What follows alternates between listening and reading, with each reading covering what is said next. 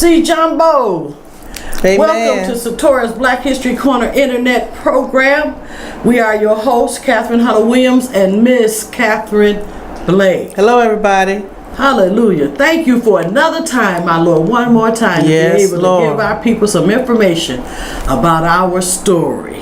All right, let's move forward. Amen. We suspended our program last month because we had a special guest on that is running a race as a candidate for the 3rd Ward Council, Miss Linda Booth.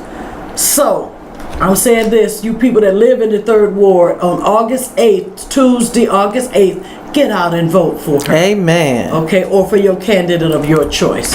But I say, vote for Linda Booth. Okay? Amen. We also told you we would complete our June is Black Music and Music Education Month on this program, and that's what we're going to do today. Mm-hmm. Today I'm going to talk about Johnnie Taylor, our story about Johnnie Taylor, who is one of my favorite rhythm and blues singers. And Miss Blake is going to speak about Miss Memphis Minnie. Yes, also known as Lizzie Douglas. Yes. Okay, I'll let you go first. Okay. My stuff is a little short today, kind of. All right. Starting off with Miss Memphis Minnie. Her name is Lizzie Douglas. She was born June 3rd, 1897, and she joined her ancestors August the 6th, 1973. She was known as Memphis Minnie, and she was a blues guitarist, vocalist, and songwriter whose recording career lasted from the 1920s to the 1950s, and she recorded around 200 songs, some of the best known being Bumblebee, which you can hear on YouTube, and Nothing in Ramblin', and Me and My Chauffeur Blues. Ain't that something? I would like to hear that, her Chauffeur Blues. Amen. She was born June 3rd, 1897 in Algiers, Louisiana. She was the eldest of 13, and her parents were Abe and Gertrude Douglas. Her nickname was Kid because she was young, and her family called her that throughout her childhood. And it was reported that she disliked the name Lizzie. And when she first began performing, she played under the name Kid Douglas. Ain't that something? Mm-hmm. So in 1910, at the age of 13, she ran away from home to live on Beale Street in Memphis. Memphis, Tennessee. Amen. Upper Memphis. She played on street corners for most of her teenage years, occasionally returning to her family farm when she ran out of money. And her sidewalk performances led to a tour of the South with the Ringling Brothers Circus. I thought that was very interesting. From 1960 to 1920. She then went back to Beale Street with a thriving blues scene and made her living by playing the guitar and singing. She was also a songwriter. Yeah. Mm-hmm. But she also had another name, Minnie Lawlars. Yeah. She had a few names. Sometimes it'd be like that. Yeah, we do that sometimes. Yeah. She began performing with Joe McCoy, who was her second husband, in 1929. And they were discovered by a talent scout of Columbia Records. You remember Columbia Records? Yes, I do. In front of a barbershop where they were playing for dimes. Sometimes, they start off like that, like these young men today be out there selling their CDs for $5. Mm-hmm. In front of a store, selling them out there. And some of them done got very famous doing that. Right. Selling their CDs for $5 out the trunk of their car. Right. Do what you had to do, huh?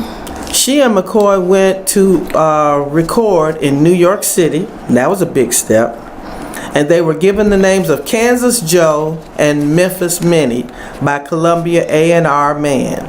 And over the next few years, she and McCoy released several series of records, performing as a duet. And in February 1930, they recorded a song, Bumblebee. Now, Bumblebee was one of their big songs for Vocalation label, which they already recorded for Columbia, but which had not been released. And it became one of Minnie's most popular songs. She eventually recorded 5 versions of Bumblebee. Really? And Minnie and McCoy continued to record for Vocalation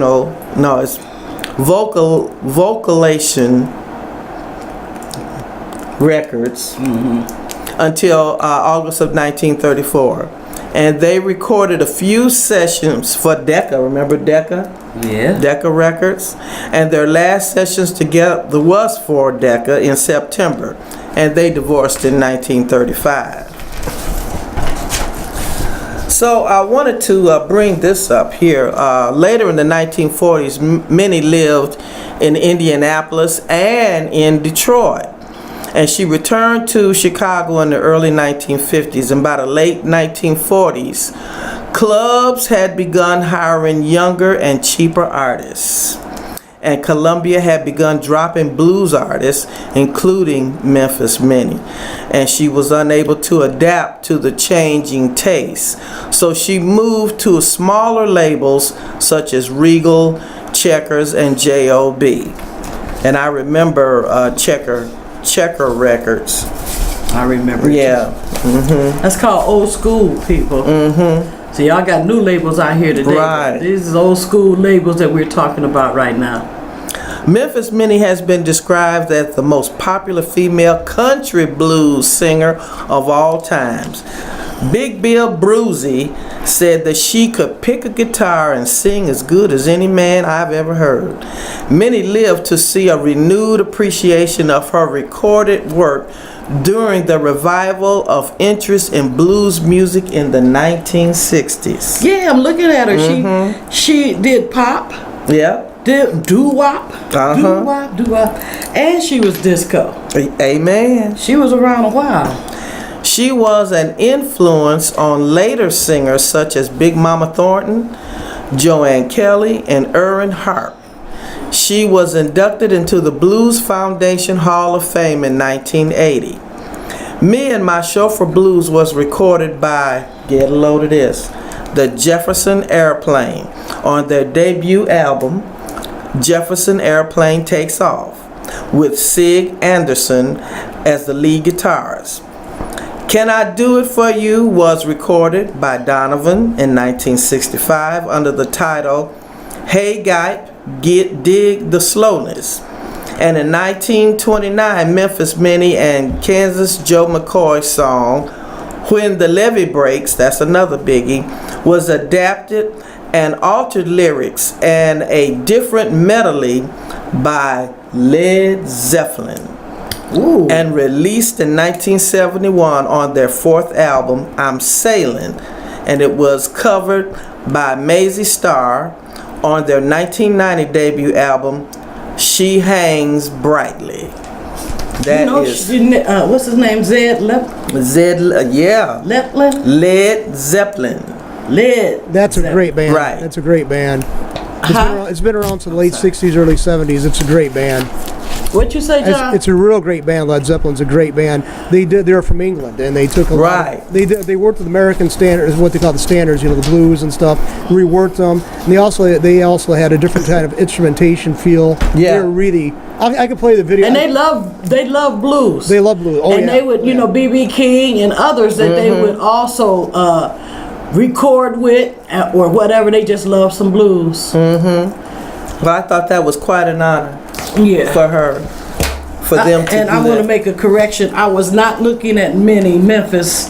I was looking at Johnnie Taylor when I said pop, doo-wop, and disco. Oh, so that's a correction that I'm making. That does not belong to Memphis Minnie. That belongs to Johnnie Taylor. Johnnie Taylor. Yes. Okay.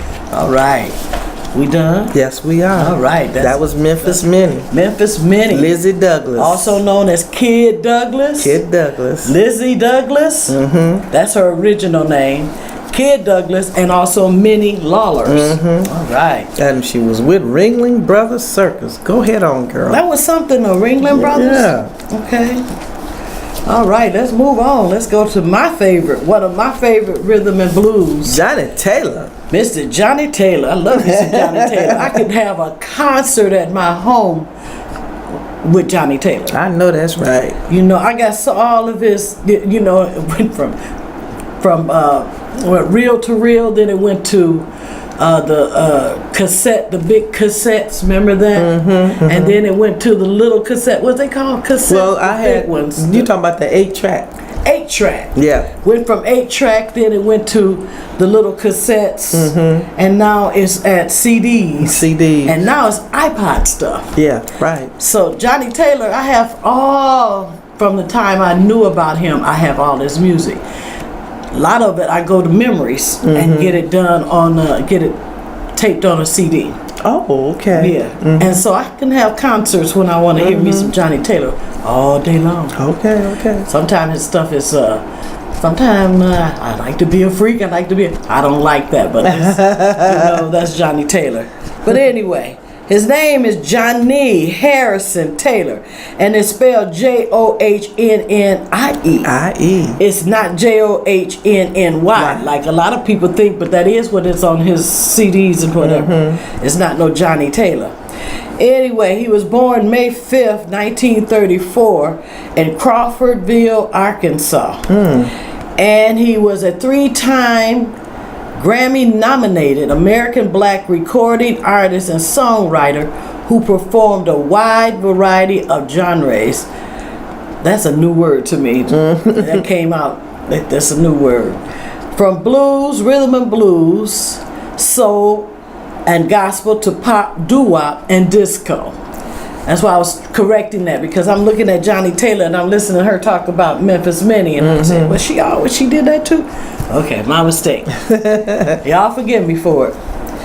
Johnnie Taylor was born in Crawfordville, Arkansas. He grew up in West Memphis, Arkansas, performing in the gospel. You know what? West Memphis, Arkansas, they also say that West Memphis, Tennessee, where the Beale Street and all that is also West Memphis, Arkansas. Oh, it is? That's what they say. But then you got to cross this bridge in order for you to be over there in Tennessee. Okay. So it's all like kind of the same. I guess it was a part of Arkansas, but then it got to become Upper Memphis, Tennessee. Okay. Yeah. But from Arkansas, we would just go across the bridge because I had people living there also. Go right there. I walked Beale Street, part of it. Couldn't walk it all. I've been down there quite a few times. I had, like I said, my people was there, are still there. They's in Arkansas, and they are in West Memphis, Tennessee. There's always something going on. Yes, it is. You just go down further and you get it all up in Tennessee. It's a bigger part of Memphis. That's what I want to say. When you go down further, it's still Memphis. Anyway, let me move from there. He grew up in West Memphis, Arkansas, performing in gospel groups as a youngster, and as an adult he had one release, Somewhere to Lay My Head, on Chicago Chance Records label in the 1950s. See, I was a baby then. I didn't know he started out with gospel. Yeah, with Sam Cooke. We'll get on to the story. Okay. A label in the 1950s as part of the gospel group Highway QCs, which had been founded by a young Sam Cooke. Wow. His singing then was strikingly close to that of Sam Cooke. And if you listen to some of his earlier, well, not that early, but because like I said, in the 50s, I was a baby. But just go to the 60s and the 70s and listen to him. He do sound like Sam Cooke. It says his singing then was strikingly close to that of Sam Cooke, and he was hired to take Cooke's place in the latter gospel group, the Soul Stirrers. You remember them? Yeah. In 1957. And that you can still get those songs today. It's just researching them and finding them. A few years later, after Cook had established his independent SAR Records, Taylor signed on as one of the label's first acts and recorded Rome Wasn't Built in a Day. That was a very popular song too, and that was in 1962. However, SAR Records quickly became defunct after Cook's death in 1964. In 1966, Taylor moved to Stax Records, you remember that? In Memphis, Tennessee, where he was dubbed the Philosopher of Soul. He recorded with the label's house band, which included Booker T and MGs. Okay. His hit include I Had a Dream, I've Got to Love Somebody's Baby. I got that one too.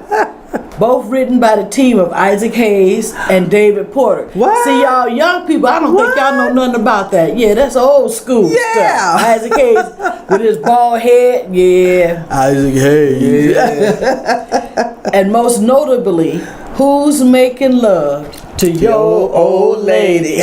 While you was out making love. That's JT.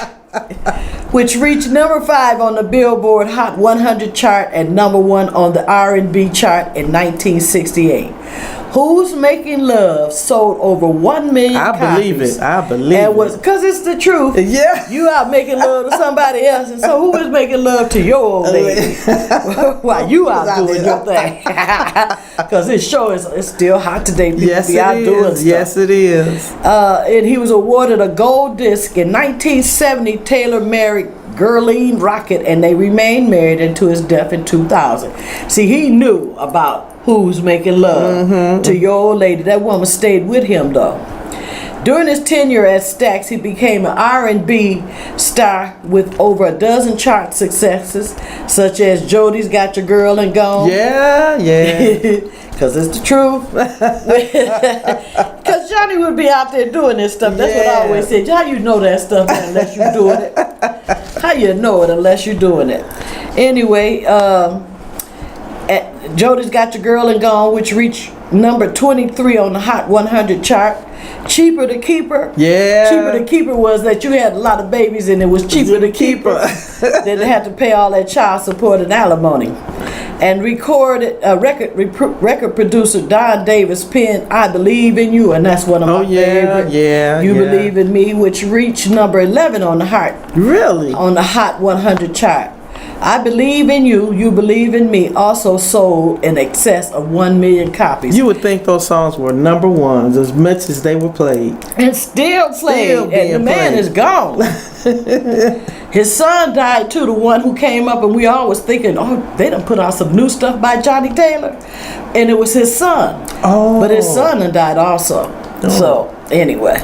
Yeah, because a lot of us was running, Johnnie got some new Taylor. Johnnie Taylor got some new stuff out because his son sound like him. Okay. But it turned out to be his son, and now his son is dead. So no more Johnnie Taylor coming out. Not anybody sounding like him. Okay, he was awarded a gold disc status by the RIAA in October 1973. Taylor, along with Isaac Hayes and the Staple Singers, this is all really old stuff, was one of the label's flagship artists, who were credited for keeping the company afloat in the late 1960s and early 1970s after the death of his biggest star, Otis Redding. Remember him? Yeah. In an aviation accident. Yeah. He appeared in the documentary film Watch Stax, which was released in 1973. Columbia Records, after Stax folded in 1975, Taylor switched to Columbia Records, where he recorded his biggest success with Don Davis still in charge of production, Disco Lady. Disco Lady. In 1976, it spent 4 weeks at the number 1 on the Billboard Hot 100 and 6 weeks at 6 weeks at the top of the R&B chart. It peaked at number 25 in the UK. That's the United Kingdom singles chart in May 1976. Disco Lady was the first certified platinum single, 2 million copies sold by the RIAA. Taylor recorded several more successful albums and R&B hits with Davis on Columbia before Brad Shapiro took over the production duties, but sales generally fell away. Then he went to Malico, and there's a lot more to his story. No, that's the end of the story. Okay, let me finish it. And he went after a short stay at the small independent label in Los Angeles, Beverly Glen Records. Taylor signed with Malico. Malico really was the biggest one that I knew about, as far as I knew all these other songs. I got all these other songs, but Malico is the one label that I remember. Till you do some research and I remember him when he was singing with the Soul Stir. Oh, and yeah, he do sound like Sam Cooke. He signed with Malico Records after the company founder Tommy Couch and producing partner Wolf Stevenson heard him sing at blues singer ZZ Hill's funeral in 1984. See, ZZ Hill was a great blues singer too. It's got warm in here.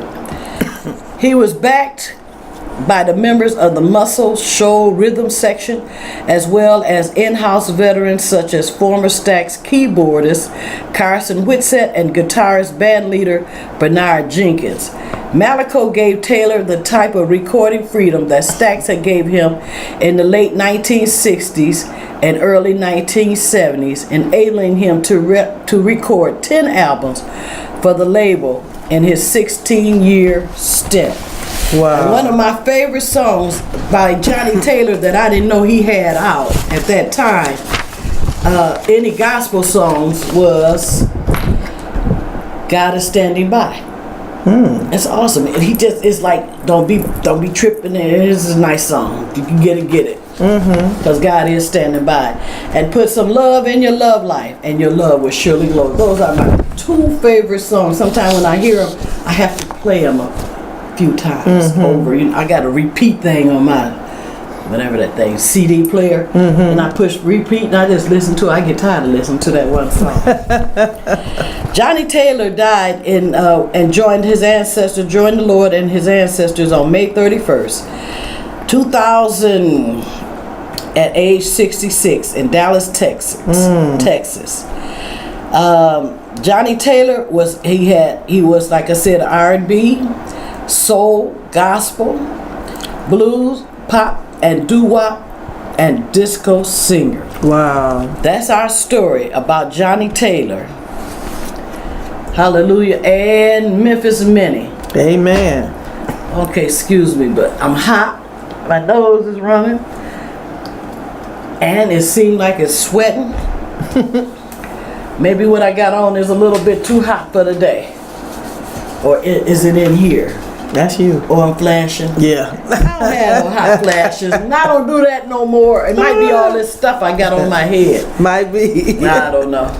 All right. That's our story, young people, about Lizzie Douglas, also known as Memphis Minnie. Kid Blues Douglas. singer.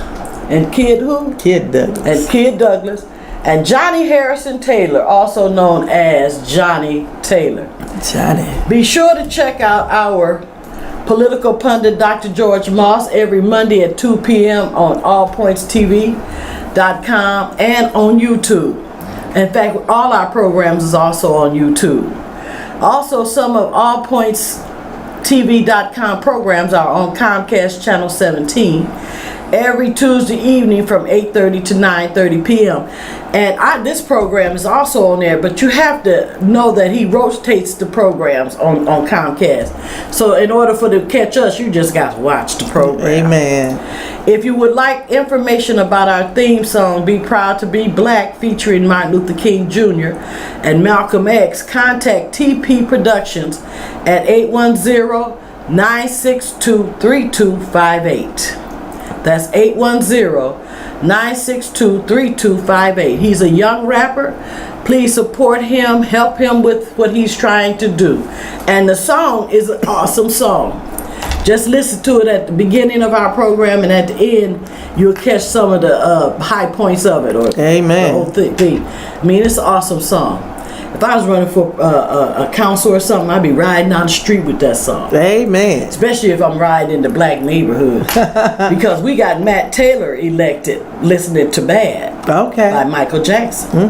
I'm bad. Remember that song? Rode down the street playing it on in a truck. Playing it on a what they call it, cassette or whatever back then. It was playing on that. We riding. I'm bad. I know Michael Jackson sold a lot of songs up here in Flint. Yes, he did. But also Matt Taylor won councilman in the 5th Ward. Amen. Oh yeah. So music plays a part. And this song, Be Proud to Be Black. Oh yeah, I would be riding with it. I'd be riding up and down the street. Get out the vote. Get out the vote. Be proud to be black. Let that be played. I would. It would sure catch their attention. Amen. Amen. We say asante to all of you, and asante means thanks in Swahili, to all of you who have watched our program today. And as always, we encourage our young people and elders to do your own study through researching and learning more about who you are, where you came from, and of course, learn about our story, and to pass it on and keep it alive in the hearts and minds of our children. We must never forget our story. And if y'all don't pass it on, it's going to be forgotten. That's right. It is your weapon of knowing about the past, which will give you an understanding of the present and so that you will be able to move forward into your future's destiny. See, a lot of things that's happening today, because y'all don't know about our story, you don't understand it. Right. But once you learn about our story, you'll understand what's going on. And when I say our story, it's our story. We have a story. I'd rather use our story than to say his story, because past tense is still some today. We got the internet now, but in the past, when you would read black books and stuff, it would be his story, but it would also be whitewashed, and a lot of stuff was removed. So I rather use to say our story, because we do have a story to tell. Oh yeah, we got a great history, y'all. We got a great history. You know, if you want to go to it and just say history, the past, we have a great one. And like, you know, a lot of times they want to start it off in slavery, but that's just a minute part of our story. Our story starts back in Africa, and you have to go back that far to really get the full view of our story and bring it all the way up to the date. You can understand all these murders and different things that's going on. And Lord, it's going on too tough. If this little boy they said today, he wasn't a boy, he was a teenager. Him and his girl was out. And the policeman made him get on the ground, and he shot him in the back 3 times. And the girlfriend jumped on him and bit him, jumped on his back, because he was killing her boyfriend. And so she got in trouble for that too. You know, they was assaulting the police. You know, just learn our story, and you can understand what's going on today. Amen. Okay, until next time, and you can see that on the internet too. It's on there. All the murders and different things, beatings that's taking place today is on the internet, because everybody has a camera phone on their phone. Yes, so you can check it out. It's not so much shown on television as Martin Rowland might have it on his program. Is his name Martin Rowland? Roland Martin on TV1. TV1, thank you. He has it on there, but you ain't gonna hardly see a lot of it like it was for a moment.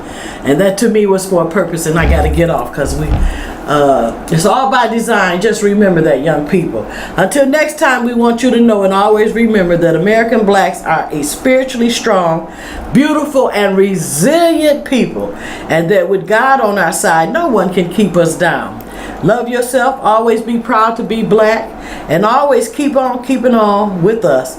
Hotel, which means peace. Because see, I was finna ride with that one.